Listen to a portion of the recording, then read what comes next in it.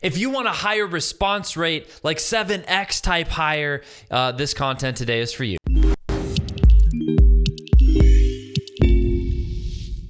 Hey, what's up, FlowChat fam? Chris here, CEO and co-founder of FlowChat, bringing real entrepreneurs are getting real results. I love hearing how deals are made and how the processes that are closing all these big deals are really happening. And that's why we get to have another amazing conversation with none other than Travis today. Travis, how's it going, man?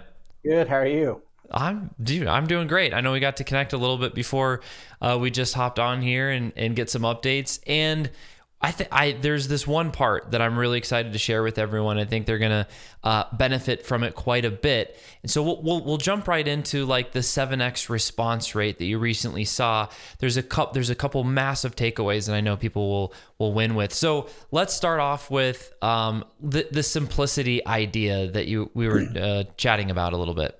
Sure. You mentioned so let's give them some context. First of all, response rate. We're talking email, we're talking text, what are we talking about here?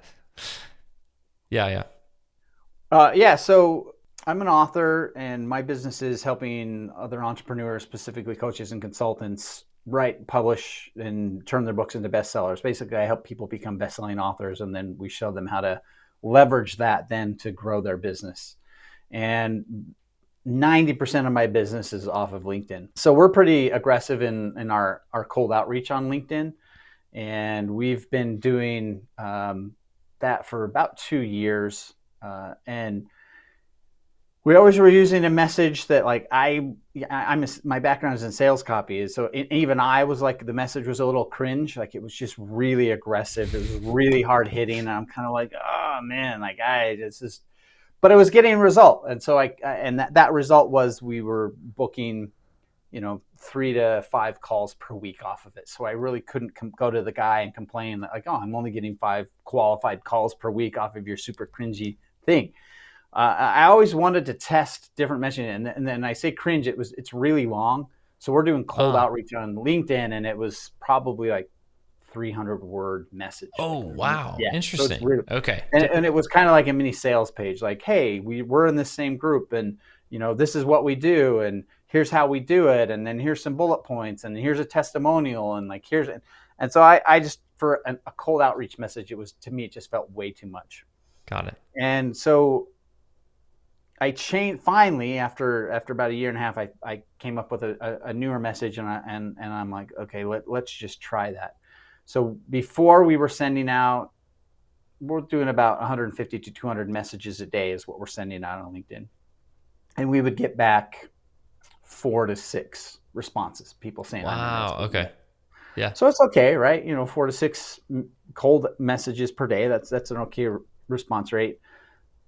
We changed the message, and that first week, I think we went from 6 on a high to we were doing like 25 to 28 responses per day.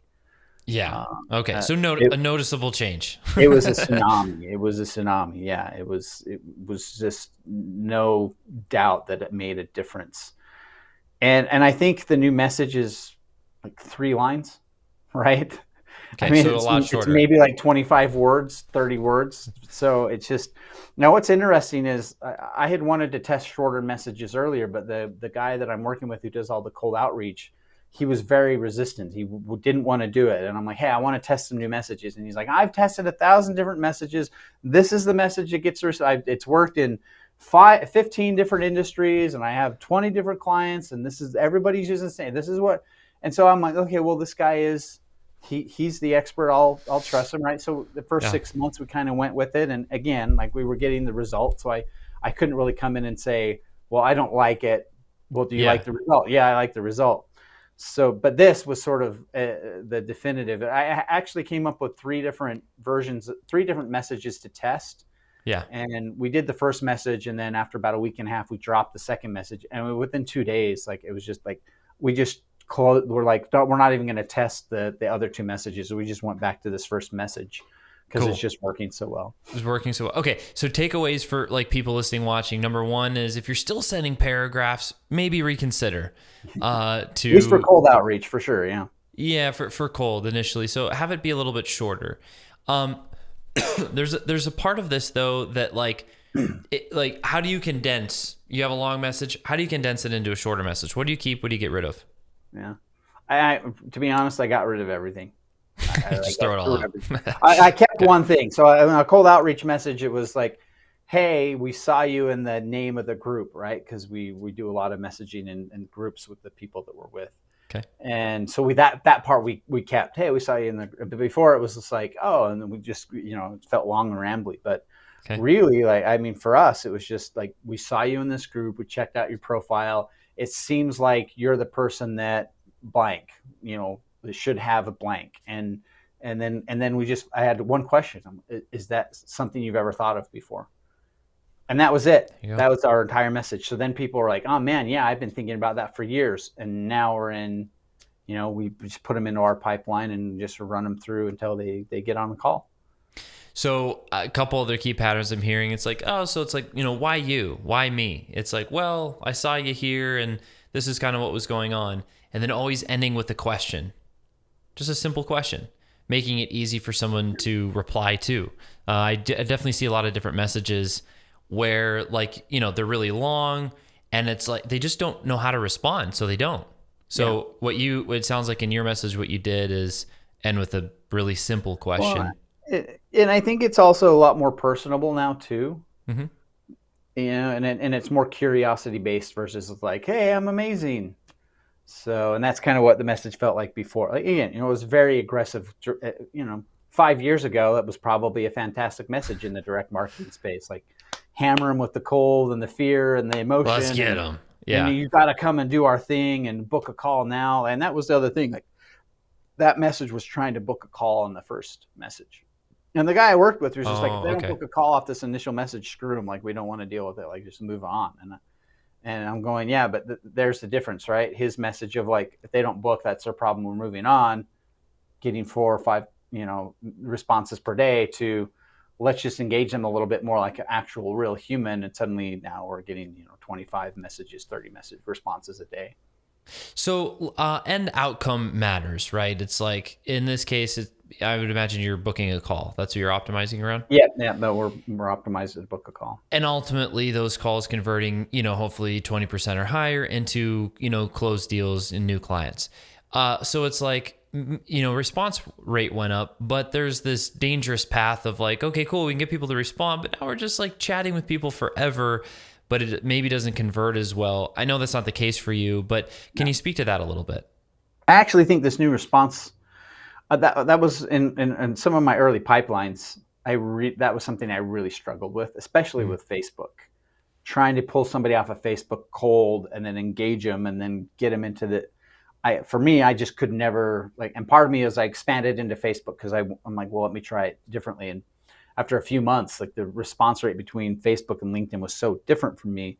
But the way we've structured this new messaging sequence, like if we're not offering them a call by the third or fourth message, then like something's gone completely off the rails. Because it's like, hey, we ask them a question, they respond, and then it's like, oh wow, really? Like, let me tell me about that.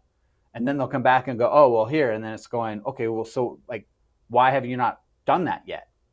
And then they respond, and it's like, awesome. Like, I can get on a call and show you how to overcome that, like right now. So it's just also cool. Like a much natural progression. So by the time we're even offering the call, like it's congruent with it. Like, yeah, that actually makes sense for us to like jump on a call to talk about that because they just had to, most of the responses are like message one, like, hey, is this something you thought about? Yeah, I thought about that. Or, oh, my friends and family told me about that. Oh, that's cool. So how long have you been thinking about it? And, if you were to, like, for us, it's books. So like how long have you been thinking about it? What would you write about? Oh, I would write about X, Y, and Z. That's cool. Like, why haven't you done that yet? And then there's usually like most people, like 80% of our responses are almost like patented the same, right? There's 3 main objections. And so then we're just like, oh, I can help you solve that. You want to jump on a call? And we're also now updating it to create a VSL that's a little bit more about what we do. Cool. So we're giving people the options like, oh man, I totally understand. You know what? I actually made a video that addresses that exact thing. Like, I can just drop the link here, or actually, if you want to jump on a call and ask you a couple of questions and give you a more customized like path to getting your book done, what makes sense for you, and we're giving them the option, like either the VSL or like, let's jump on a call. And then, we go to the VSL, and the VSL is just going to be like, here's everything we do, and here's how we can help you, and I get on a call. So even it's just a different way to ask for a call, but giving them a little more context before they do it. Yeah, they can be nurtured a little bit. Yeah. Okay, I see your face, I hear your voice, more trust is built. Oh, yep, this is still going the right direction I want. I hope there's a few things that people are really catching right now with what you're saying, because you're sharing some really, really powerful things.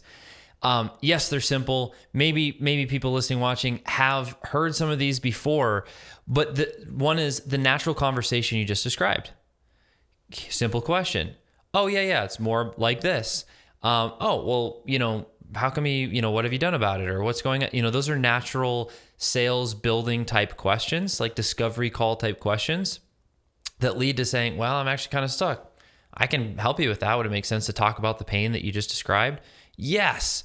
So just that flow over and over and over again, really, really powerful. So I thought you articulated that very well. Just wanted to highlight it. The next piece is where the conversation goes from there. Like the VSL piece, if you're having that over and over and over, you can speed that up by just making it evergreen into a VSL. The strategy behind it too is to also start cutting down the amount of time we're needing to explain things on the sales call. Yeah.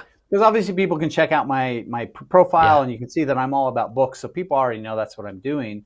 But usually we get on a call, it's ask some questions, and they're like, cool, how does your process work? So the VSL is going to be like, this is you, and we're going to explain them in great detail and go, here's exactly how we help people like you. First we do this, then we do this, then we do this, then we do this, then we do this.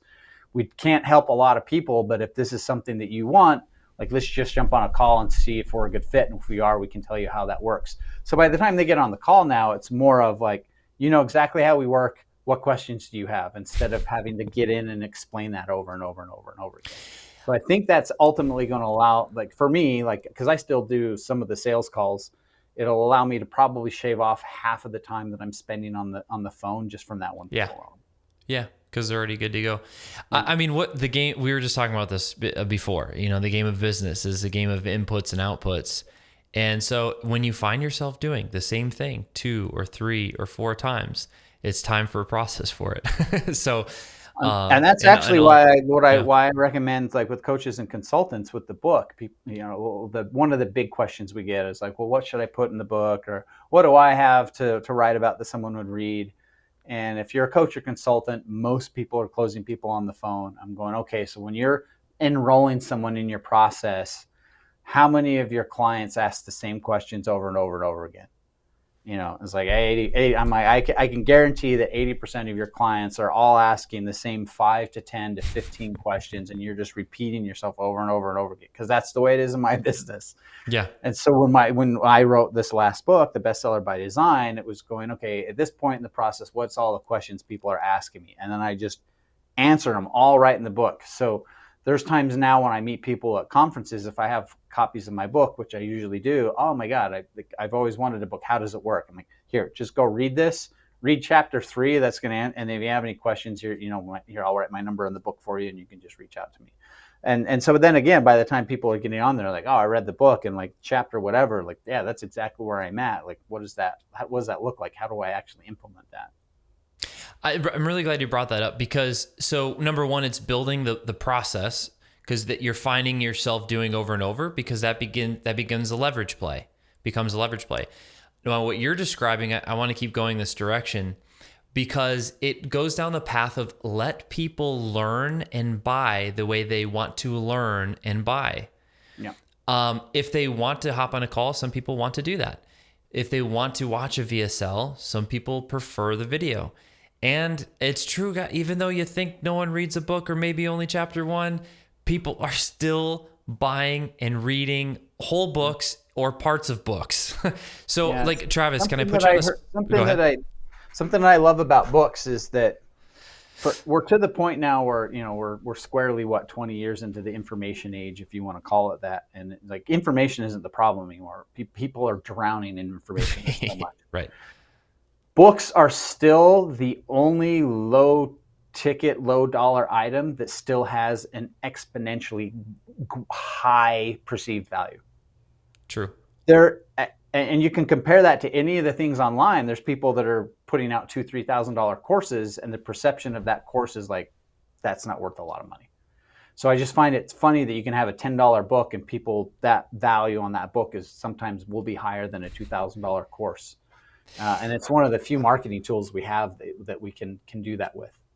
Yeah, and that's a powerful additional angle, right? Because one is, hey, I just prefer to read. Like I'm kind of liking this interview. Someone's maybe watching this interview. I'm kind of liking Travis. I can tell he's been in the industry for a long time. He's well connected. He knows how to write. He knows how to market. There's some skill sets there. I'd be curious to, and the site, while we're talking about it, bestseller bydesign.com/book. Go check it out. Learn more about Travis, learn more about his process and what he's doing. That is a way to consume the information, right? Some people will they'd rather I'll just grab the thing, it'll come in, and then on the weekend or before I go to bed at night when I normally read, they're going to consume it that way. Now, the other angle that you're bringing up is more like, well, even if nobody reads it, there's the authority play that you're describing. Yeah. So when you're, as you described, at the conference or different, and look, we're recording this now. We've been working with Travis. Our book's coming out soon. And he's been helping us with this process. So we're finding people that we know have gotten the result and are doing good work. This all being said, Travis, if someone's also listening and wanting to connect more with you, where's a good place to go find you? LinkedIn. Just go to LinkedIn, search Travis Cody. I'll come right up. I'm more active there than I am just about any other channel. So that's probably the best place to connect with me. LinkedIn. If anybody's watching, feel free to email me, travis@traviscody.com. Just let me know that you heard me here. I'm old school. I'm still more on my email than I am on social media. So, yep. So, let people buy the way they want to buy. Let people communicate the way they want to communicate. So email, LinkedIn if you're liking the conversation. Travis is awesome. Blow him up. Ask him a bunch of questions. And I want to. You mentioned on something that I think is really important to talk on, but it's something I'm speaking more and more on with is the idea of sure, there's the credibility play with the book, right? Obviously, part of my argument with a book will be, in 2010. There were still some people that were like, I don't know about this website thing. Like, do I need a website? And websites were still very expensive, and people were still running $1 million businesses without websites. Yeah. And it just got to the point where, if you don't have a website, you're not serious, right? Yeah. Yeah. And I feel like in today's day and age, if you are presenting yourself as any sort of expert in any sort of field, if you don't have a book, I feel like that is kind of like the websites of today. That just is almost going to be the foundational level of when I'm looking at consultants to work with in my own business, I'll look at all of them. And if there's 5 guys that are all promising me the same thing, the guy who has the book is going to be the guy that I go with, because I'm going, okay, that guy, it's just this weird stamp of approval. So that's point number 1. Point number 2 is a lot of people get hung up on, and I get this from the conversations that I have on LinkedIn all the time of well, if I write a book, who's going to read it? Nobody's going to read it. If I write a book, if you can't guarantee me that it's going to sell thousands or tens of thousands or hundred thousands of copies on Amazon, then it's not worth it because it'll be a failure. And that's because there's this weird mistaken belief that a book is only successful if it sells a lot of copies in the bookstore. And I actually have my 3rd book.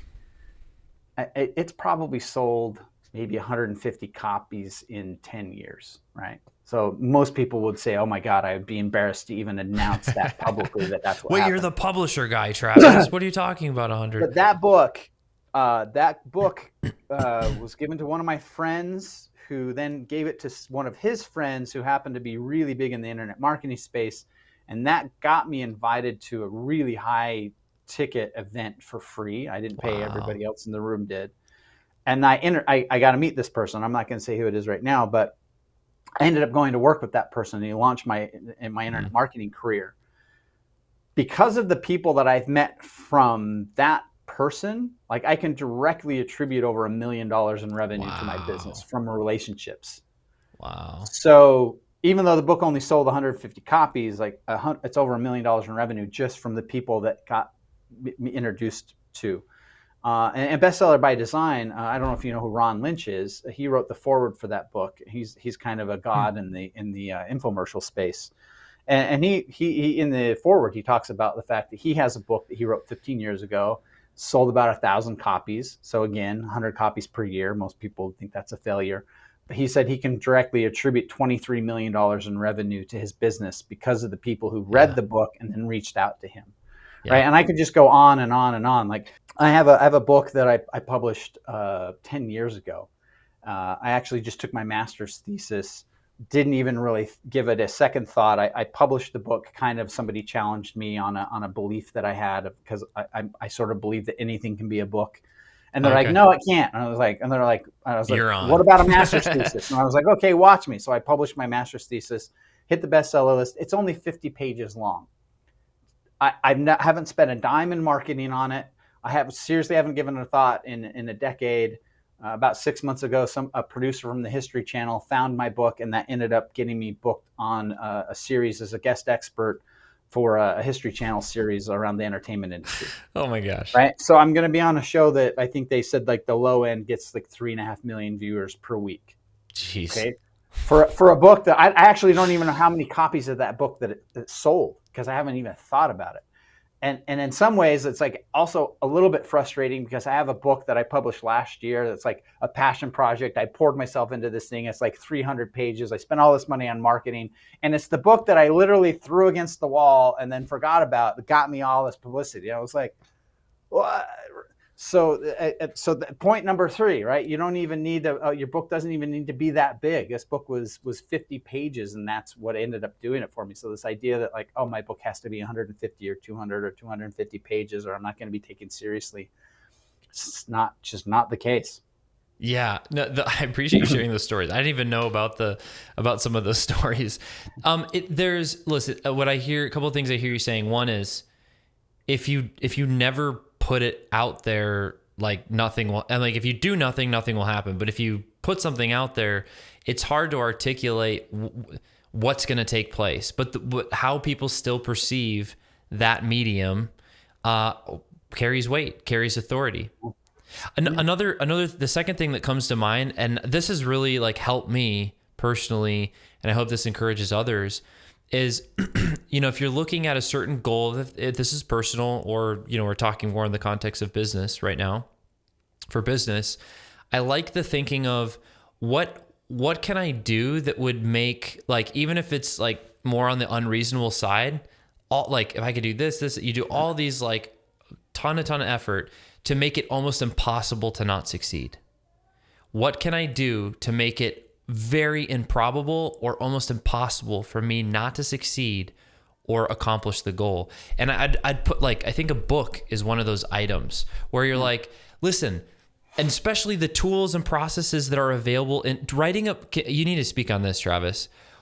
Compare writing a book in today's time compared to 5, 10, 20 years ago. Yeah.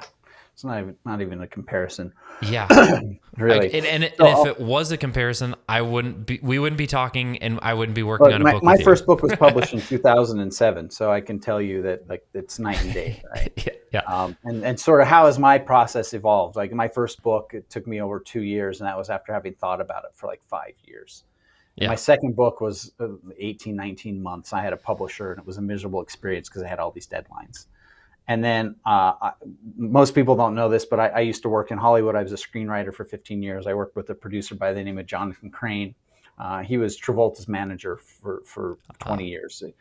One point in time, 7 of the top 25 highest grossing movies were his. And so he was married to someone, Sally Kellerman. Sally Kellerman's an actress who sadly passed away about a year ago, but she was nominated for Academy Award. And I was working with Jonathan. I just published my second book. And I watched Sally as she wrote her memoir, and she did it in like 4 months. And it wasn't that she just did it in 4 months. Like she had a friggin' blast. Like I would be in like the office, and she would just be laughing her head off, and she was having this great time. And I'm going like, what are you doing? She's like, oh, I'm working on my memoir. I'm going, my last 2 books, like it was miserable. And I was in front of my computer, and I was hating life. And I was like, and she's having this 4 months. I got it in 4 months. And I thought, man, everything that I've been told about how to write a book is completely wrong. It's just completely, it's not even accurate at all. And I've actually gotten in some fights with some ghostwriters recently because a couple of my clients were they wanted to go to ghostwriter, and I was like, let's find an editor for your book. And we've gone through the first draft, which you and Sean did, and then we went and found an editor to help us, go through a phase 1 edit. And one of the editors was like, to get this book manuscript cleaned up to where it needs to be, it's going to be like a 12 to 18 month process. I'm going, the rough draft is done. Like it's not going to take you a year and a half. The words are on the page. Clean up a rough draft. I'm sorry, no. But anyway, so I took what I learned from watching Sally, and then I applied it to my third or my fourth book, and I actually went from having an idea to having my book published and live on Amazon in 22 days. And it's a 156 page book, right? So that really shifted like what's possible. And the other thing I realized as I was doing that is that writing a book, and this is what I talk about in Bestseller by Design. So I've turned the writing the book process into a 6-step process called the movies process, MOVIES.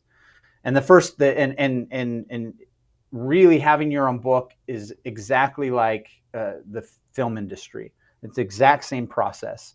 So with a film, what do they have? They have pre-production. What is pre-production? Planning.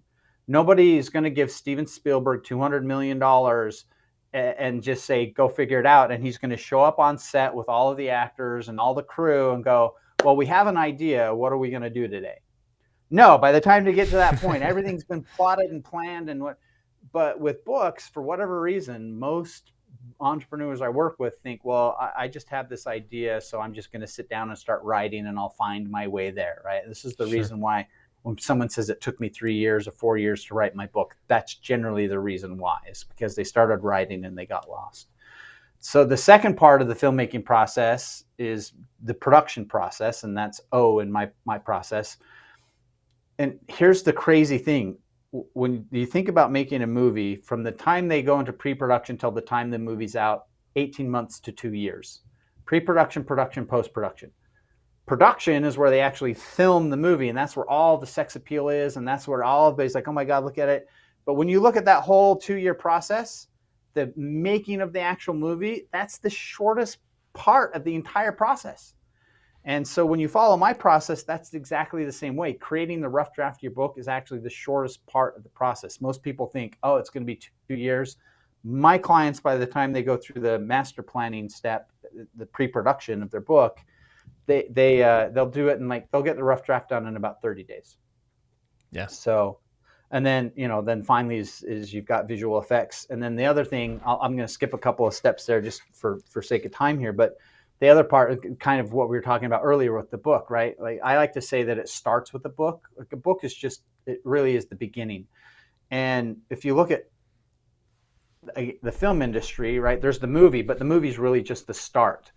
It's actually like this leverage point that then they can go out and do all of these. It creates all these additional streams of income. So sure, there is the box office, which for us is the book sales. But then they have the streaming services and the pay to play and the DVDs. But not only that, there's the merchandising.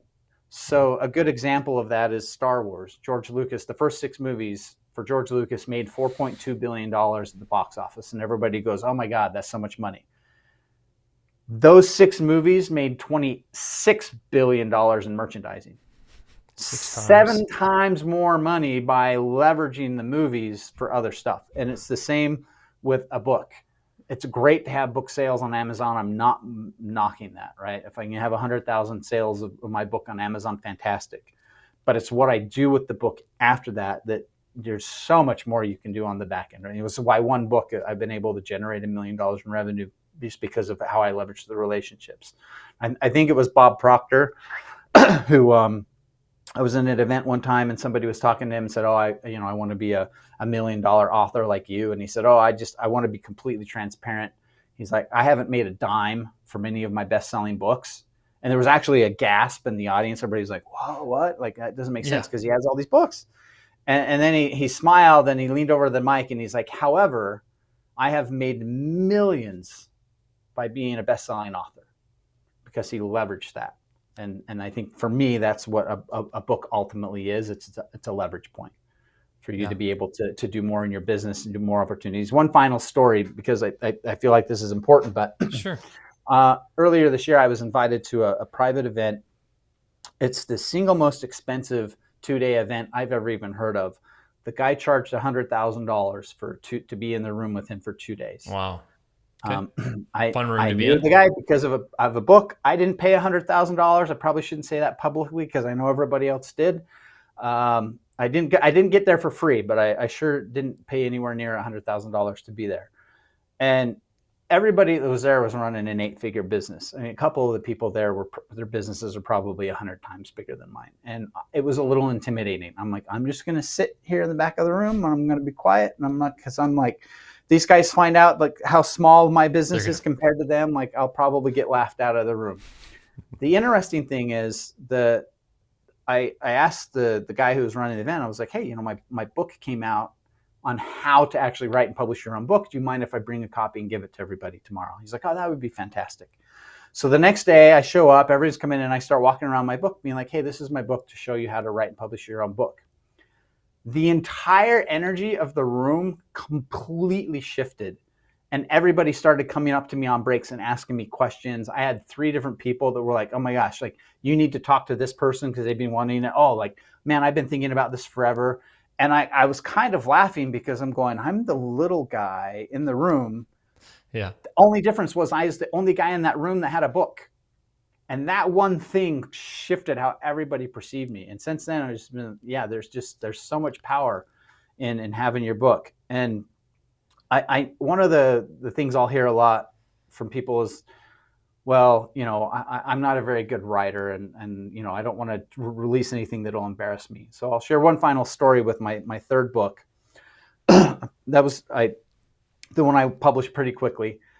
And I had been out a little bit and I got a review on Goodreads, which at the time was a huge deal to get a review on Goodreads. And it was a 3-star review.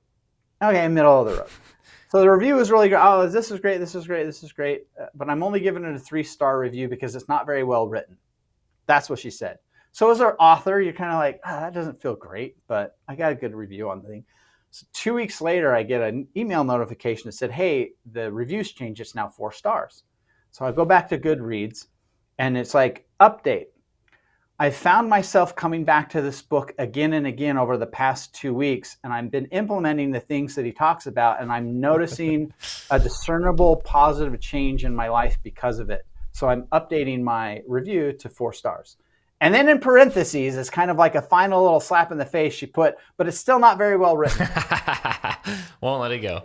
And I sat with that and I thought, do I want to be like the Pulitzer Prize winning author whose prose is so amazing? I won all these prizes, but then when you talk to someone and said, yeah, but what did you actually implement in your life? And they're like, nothing, but it was fantastic to read.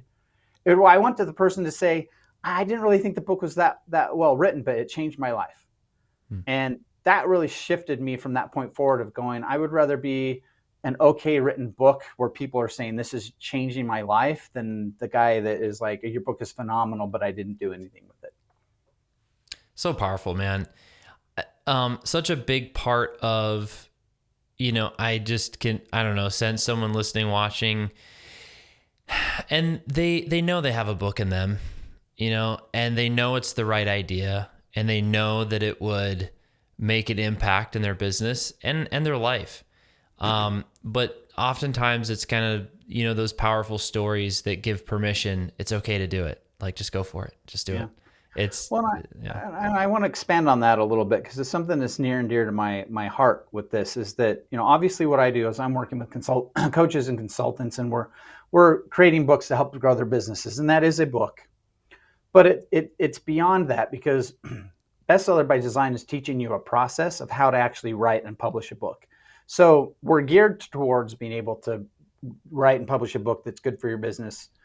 But all of us have stories beyond our business life as well. And so a question I like to ask people is when they say, I don't know what I would write about, do you have experiences in your life, setbacks and successes, triumphs and failures, made lots of money, lost money, heartache and triumphant, passionate love. That if you shared those experiences with your children and they took those lessons to heart, would your experience, your hard-won experience, would that save your own children time, money, or Hmm. heartache in their own life? And I have yet to talk to a person yet that has said no. Everybody's been like, yeah, absolutely. Well, how much of that have you actually shared with your children? I haven't changed. I haven't shared any of it. Well, why not? Well, some of them, like some of these conversations for some people Yeah. are challenging to have, or, they don't have the communication with their kids they would like to have. So I look at that going, why not take those things and put them in a book and then publish it and then give it to your kids and say, hey, these are hard-won lessons in my life. This could save you time, money, and effort in your own life. If you ever want to read it, if you don't want to read it, that's fine too. And leave it at that. Marcus Aurelius was writing his journal, right? It was these lessons he was trying to leave his kids. Yeah.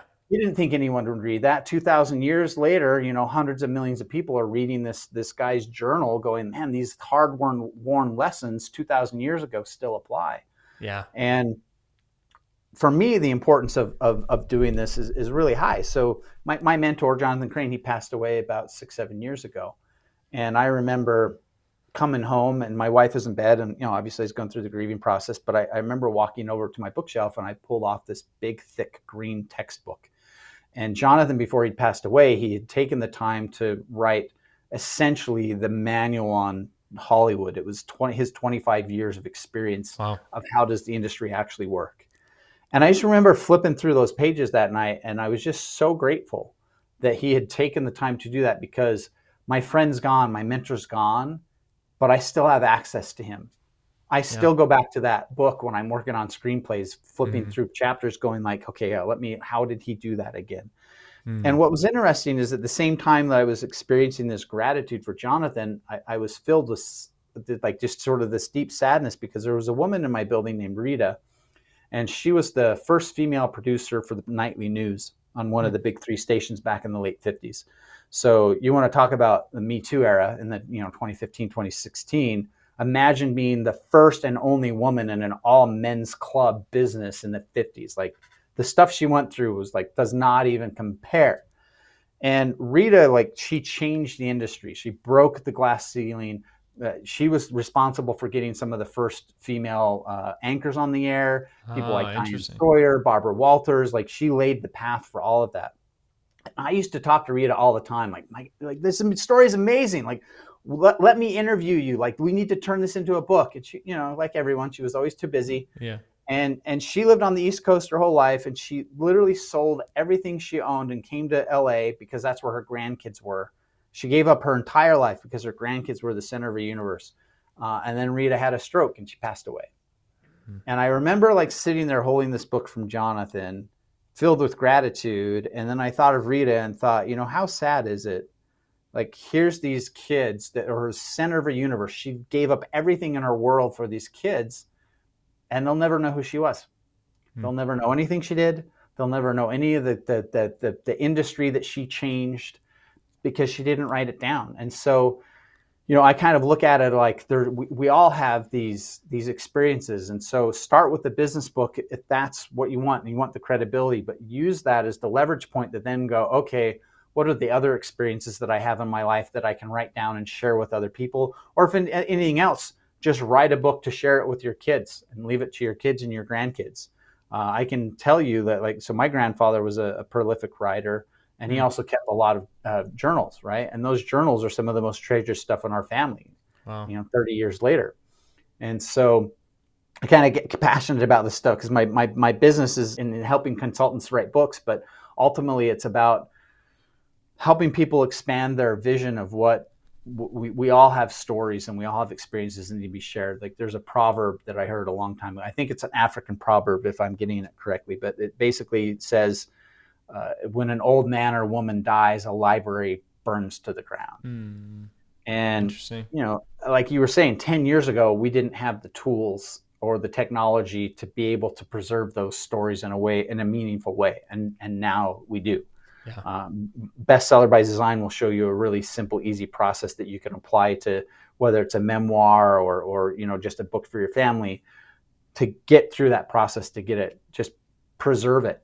And I think the other thing is too is, start now, because I think there's a belief that, well, I need to have accomplished something. Oh, I'm not like Rita. I didn't change the news industry.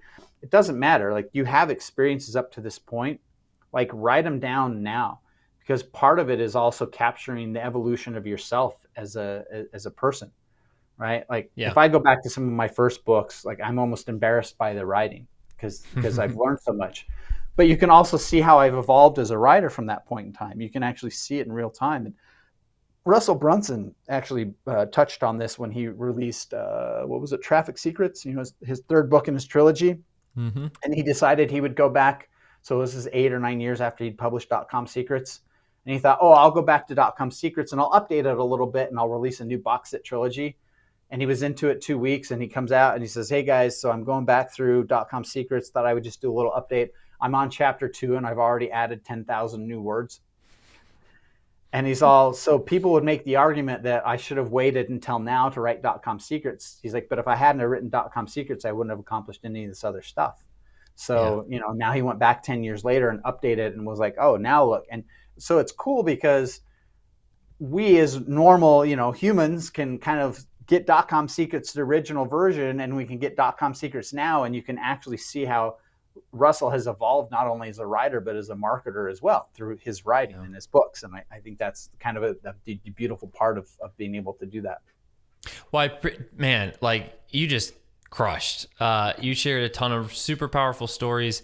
And as you're describing that one, like, encouraging people, like, get started, start the process. Like, I mean, you can always go back and edit. You can publish and go back and make another edition. Something that I personally got to, experience with what you're sharing was the first thing that I had published wasn't a book. It was a chapter in a book with other authors. And I think it's only like 5,000 words. And I was like, oh my, it was on a topic I felt good about, experience, that I was close to, meant a lot to me. And as I started to put it on paper, I was like, this doesn't make any sense. Like, I know that it should, and I know I got something good, but so what I'm saying is how it helped me sharpen the axe, so to speak, how it helped me actually going through that process was really eye-opening. I was like, I don't know this the way that I think I feel I know it. Yeah. But because I did that, actually for time and speed here, part of that story is one that I started sharing with you, Travis, and you're like, that's a book. I was like, well, it's at least a chapter. but as I grew in my ability to communicate what took place and what it meant to me, it got tighter and tighter and tighter. And as I was sharing that with more people, it came out of me more fluid and it hits harder. And so from a marketing or a business standpoint, your business plan, your marketing plan, your messaging, your stories, I promise will be, maybe they're already awesome, but as you go through this book process, there's a high probability you may be a little humbled but that part is like really fun where you're like, oh man, I thought I had this nailed. There's so much room and opportunity to really level up. So I appreciate you sharing that story among the other ones you did. Something we should address too is that, like, I would say probably 80% of the people watching this today, have already created their first book and they didn't even know it. The last 10 years we've been in this content creation. You got to content. If you have done articles, if you've done YouTube videos, if you've done podcasts, if you've done daily emails, your first book's already done. You just haven't even realized it. So I had a different format. Yeah. Yeah, I had a client that came to me about a year ago. I'm too busy. My business is exploding. I don't have the time, but I really want a book. And so we did some research and we found out she's on the Forbes Leadership Council. She had been publishing an article every single month on Forbes.com. And so we actually went and scraped all of her articles and we compiled them, and it was 330 pages. So we sent her the document and said, your book is already done. Would you like some help publishing it? She didn't even realize it. Wow. This is there was a girl I met randomly on a plane, and she found out what I did, and she was like, "Oh, I always wanted to publish a book, and it's intimidating to me, and I don't." So she did a lot of essays and a lot of poetry, but she posted all of that on her Facebook, and so I just gave her my card, and I said, "I'll tell you what, go home, scroll all the way back to the very beginning of your Facebook feed, and copy and paste all of your poems and your essays in order, and put the date that you put them on, and send it to me." 350 pages of her poetry and essays. She had already written a book, and she didn't realize it because she didn't sit down and go, "I'm writing a book." But what is essays? Essays, poems are just a whole bunch of random disjointed poems. But she'd been doing that for 3 years, right? Almost every Wow. person who's done. Tim Ferriss, his last 2 books, all he did was at the end of the year, he looked at his podcast and looked at what are the 30 or 40 episodes that got the highest amount of listens, Mm-hmm. transcribed them, had an editor clean it up a little bit, and then he published his last 2 books. Ben Shapiro's last 5 or 6 books, he even says right in it, this book is a compilation of things I've talked about on my podcast. Yeah. Right. So Yeah. there's just so much opportunity now for us to create. And like I said, and a lot of times we've already actually created things. Well, You just got to go find it. if that doesn't inspire some people to go write some stuff down, I don't know what will. Travis, I appreciate you coming out and spending Yeah, thank you. a ton of time with everyone and sharing your experiences with it. And hey, we appreciate your attention, your time. I know it's a big deal to you. It means a lot to us. Thank you for spending it with us. And we'll keep bringing real entrepreneurs that are getting real results and making huge impact here together. So we'll see you next time.